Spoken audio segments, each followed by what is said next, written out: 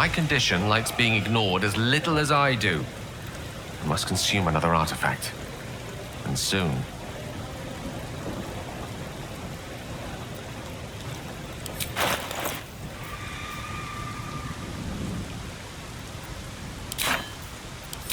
Thank you.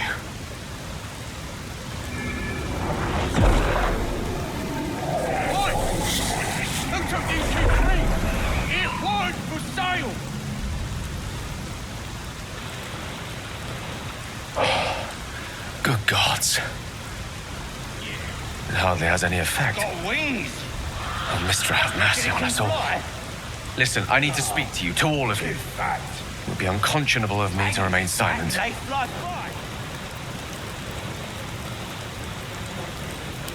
might just be about to remedy that. You have to know who I was.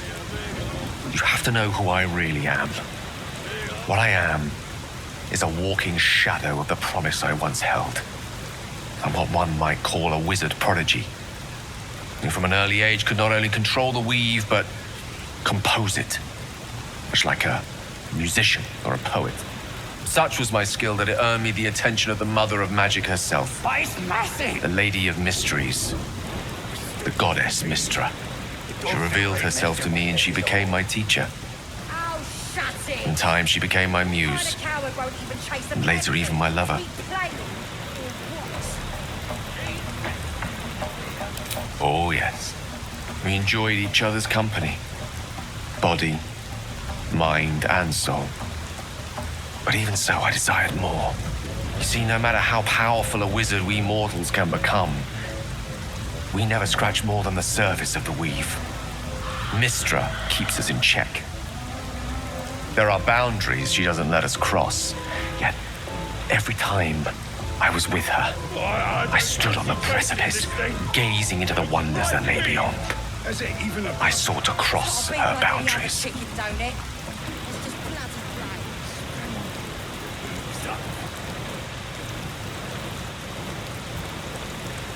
I tried to convince her. I pouted. I pleaded. Swore my ambition was only to serve her better. She only smiled and told me to be contented.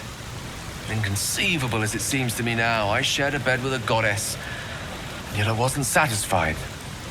So I sought to prove myself worthy to her instead. We come now to the crux of my folly. Shall I share the story behind it, or would you rather head straight to its sordid finale? Very well. Here goes. Once upon a very long time ago, a mighty lord lived in a tower. A flying tower, to be precise. I'll save his history for another time, but the gist of it is that he sought to usurp the goddess of magic so that he could become a god himself. He almost managed, but not quite. His entire empire, Netheril, came crashing down around him as he turned to stone. The magic that was unleashed that day was phenomenal. Roiling like the prime chaos that outdates creation. Even the weave itself could not withstand the onslaught. It fractured, then shattered, and all magic was lost to the mortal realms until the day Mystra returned. She restored the weave, reuniting all its scattered shards. Or so I thought. Until, in the course of my studies, I learned of a book. A Netherese tome in which a piece of the fractured weave had been sealed beyond her reach. What if, I thought, what if, after all this time, I could return this lost part of herself to the goddess?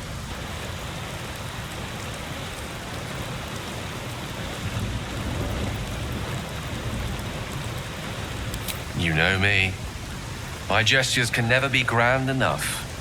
I was certain that this deed of raw power, draped in romance, would convince Mystra to take me by the hand and welcome me into her hitherto forbidden domains. I was mistaken. I obtained the fabled book and took it into my study. As for what happened next... Here. Place your hand over my heart. Let me show you. Who took the keep free? You feel the tadpole quiver as you realize Gale is letting you into the dark. You see through Gale's eyes, staring down the corridors of a dread maze. Buried, it suddenly opened. Inside there are no pages, only a swirling mass of blackest weave that pounces. Its teeth, its claws, it's unstoppable as it digs through and becomes part of you. And God's is it ever hungry. What is it? What do you see? I don't fancy tasting this thing. It's quite keen. Is it even Thankfully, the moment I absorbed the fragment wasn't enough to kill me outright. It was only the beginning.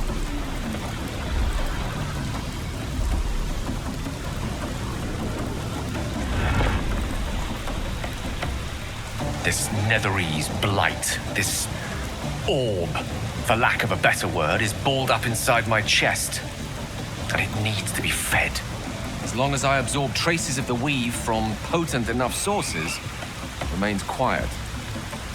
Were it ever to fully destabilize. got wings? Reckon it can fly?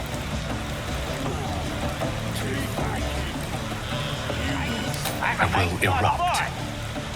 I don't know the exact magnitude of the eruption, but given my studies of netherese magic, I'll say even a fragment as small as the one I carry, it'd level a city the size of Waterdeep.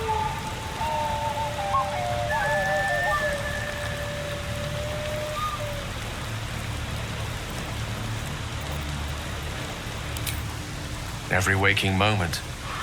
Every dreaming moment, too. But there was no way out. All of this. It must feel like a betrayal. Oh, shut it! Say the word, What kind of coward and we'll would part choose ways. the baby?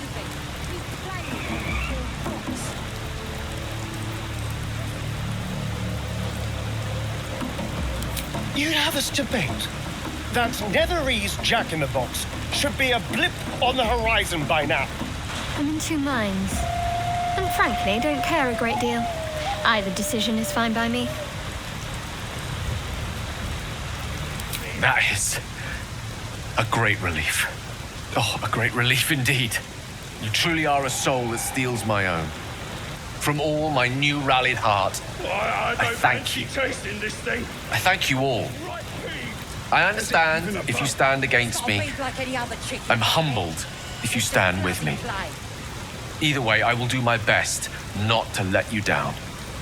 I stand at a precipice, but if you do not give up hope, neither shall I. I'll fight. I'll resist as long as I can. Now, even I am tired of the sound of my own voice. Let us venture forth.